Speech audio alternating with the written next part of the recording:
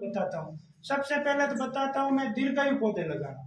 वैसे आपकी संस्था से चल रहा है हर गांव बरगद की छांव, मैंने अखबार में पढ़ा सुना भी है। प्रदीप जी और रामलाल जी भाई साहब चलाते हैं।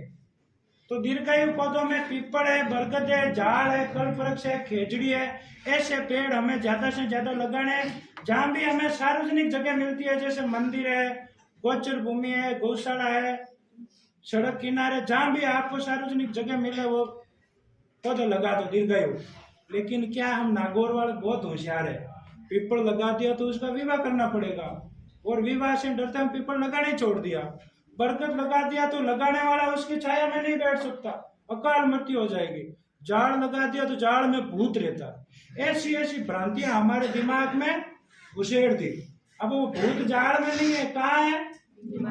माथे में। इस माथे वाले भूत को निकालना, और ये काम आप सब लोगों का है। समाज में जन जागरण कौन फैला सकते हैं? विद्यार्थी। आप मात्र विद्यार्थी नहीं हो, भविष्य के पर्यावरण चिंतक भी हो। कोई आपको अगर केवल विद्यार्थी बोले ना, ये उन लोगों की भूल है। भविष्य में पर्यावरण की सारी चिंता आप लोगों को है, और आप लोगों को ये काम बड़ी आसानी से बड़े आत्मविश्वास के साथ करना। करोगे ना? ये तो हुई दीर्घायु पौधों की। और झाड़ की तो मैं इतनी महत्ता बताऊं ना जितनी कम है। झाड़ पर साल में 2 बार फैलाते हैं पिल्लू, मारवाड़ी में झाड़ू से, और वो भी एक तो सर्दी में और एक मई जून जैसे कठोर महीने में। उस समय पक्षियों को खाने को कुछ नहीं मिलता, तो उस समय झाड़ पर पिल्लू फैलाते हैं, रसीले फल, और पक्षी बड़े चाव से खाते हैं। और पक्षियों की संख्या दिन प्रतिदिन घट रही है। हमें जैव विविधता बनाए रखनी है, तो पक्षियों की संख्या को बचाना जरूरी है। तो ये आप सबको करना, ज्यादा से ज्यादा कौन से पौधे लगाने हैं? दीर्घायु। बोलो जय श्री कृष्णा। जय श्री कृष्णा। दूसरे नंबर पर आते हैं फलदार पौधे। फलदार पौधे किस लिए? हमारे लिए नहीं, पक्षियों के लिए। मैं देखता हूँ कई घरों के आसपास जामुन के, अनार के, अमरूद के खूब सारे पेड़ पौधे लगे हुए हैं, लेकिन जैसे ही फल आते हैं ना, ऊपर झाड़ी साड़ी चूंदड़ी या ग्रीन नेट से कवर कर देते हैं, और यही सोचते हैं कि इन पे जो फल आएंगे ना हम लोग खाएंगे।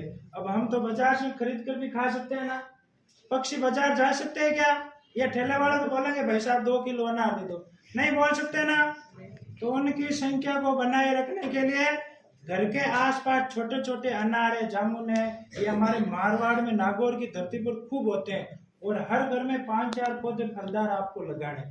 कुछ पौधे फूलों वाले भी लगाने, क्योंकि फूलों पर भी छोटे छोटे कीट पतंग रहते हैं, और वो उन पक्षियों का भोजन है। और पक्षी बचाना तो जैव विविधता अपने आप बचाएगी। ये आपको काम करना। 2 काम बताए मैंने। तीसरा काम है सघन वन। ये एक नया शब्द है। ये जापान की मियावाकी पत्ती है कि भाई अब हमारे पास पेड़ लगाने के लिए जगह नहीं है।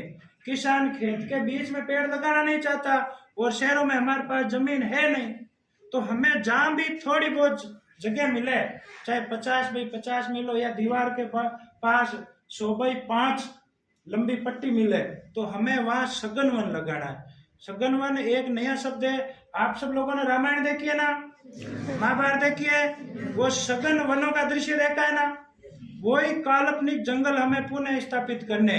छोटी सी जगह पर एक जंगल खड़ा करना है, ताकि पक्षियों को अपना आवास मिल जाए, और उन्हें भोजन मिल जाए, और हमें क्या मिल जाए? ऑक्सीजन। क्या मिल जाए? ऑक्सीजन। और वो औसत है ना, वो भी ठीक हो जाए। तो सघन वन में 3-3, 4-4 फीट की दूरी पर विभिन्न प्रजाति के पौधे लगाने। यहाँ खेजड़ी लगा दिया, अनार लगा दिया, पीपल लगा दिया, नीम लगा दिया, शीशम लगा दिया, सहजन लगा दिया। विभिन्न प्रजाति के पौधों को 4-4, 5-5 फुट की दूरी पर लगाकर एक जंगल खड़ा करना है, ताकि हमें ऑक्सीजन और उनको भोजन दोनों मिल जाए। तो ये काम करना है। छोटी सी जगह पर जंगल खड़ा कर दोगे ना। चौथी बात पेड़ों में आती है देशज प्रजाति के वन। आपने पढ़ा है ना, थार का मरुस्थल विश्व के अन्य मरुस्थलों में सबसे ज्यादा जैव विविधता रखता है। क्यों रखता है? क्योंकि यहाँ जो झाड़ीनुमा प्रजाति है ना, जैसे बोल्डी है, माट है, मुरली है, इन्ना, खींप, फोग, सीढ़िया, आग, ये सब झाड़ीनुमा प्रजाति के जितने पौधे, कंकेड़ी वगैरह, ये सब वन्य जीवों के घर है।